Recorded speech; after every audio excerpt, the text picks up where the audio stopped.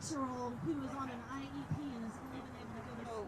We're really appreciative of what the school district did and the teachers responding really on no notice at all, to be able to have the flexibility to pivot to virtual learning.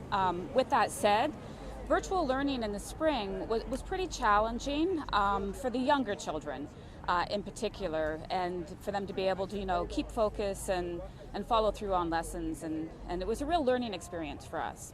Tell me a little bit about your reaction when you found out that there wouldn't be any in-person classes. My reaction when there wasn't going to be any in-person classes really was about the removal of choice from the parents. We understand that the board has to make some decisions based on safety for the school, for the teachers and students and all of that. But one of the things that we're asking for is school choice to return the students and teachers to a safe environment with all the mitigation and safety protocols put in place as recommended by the CDC and what the private schools and other local school districts are doing. How has it affected the mental health of the kids, your kids and other kids that you know? I think it's, generally it's quite stressful for kids in many different ways. I don't think we are going to know yet until this all unfolds what the total toll is going to be on their mental health. But I do think it's very stressful for the kids. Tell me a little bit about the reaction of the crowd here today. My reaction to the crowd? You've just seen the crowd here today, everybody here. Oh, I haven't really seen it yet, but my reaction is I think it's really great that parents are waking up and standing up and getting more engaged in the local school district. Myself, I'll have to say I really didn't know a lot about how the school district and the board worked, and for me it's great to see all these people out here really getting engaged in their children's education.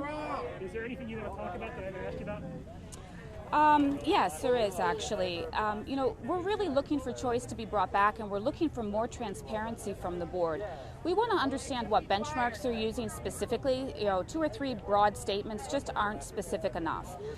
It looks to us like in Cobb County, private schools are able to open up and put in place the CDC recommendations for mitigation. So if the benchmarks are the same, how are these schools able to open? And what is the mitigation being done in our schools to make them safe?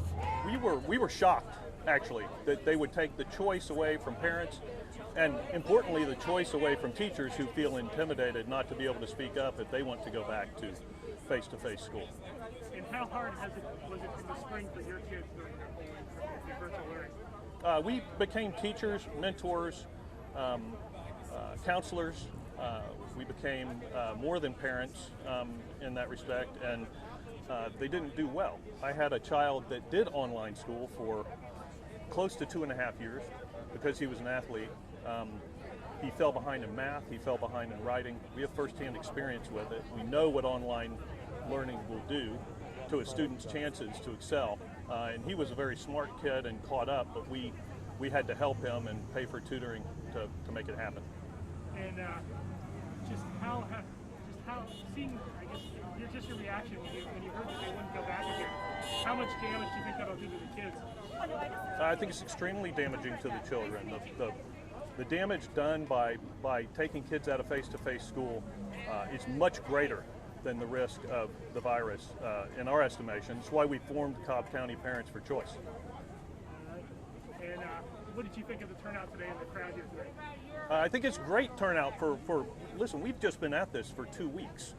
To get this sort of turnout, to get over 7,000 signatures on a petition, to get close to 2,000 people in a Facebook group that agree with this cause and they're concerned about the children of this district and the children that are most vulnerable to going back to virtual school are not the ones that are necessarily out here.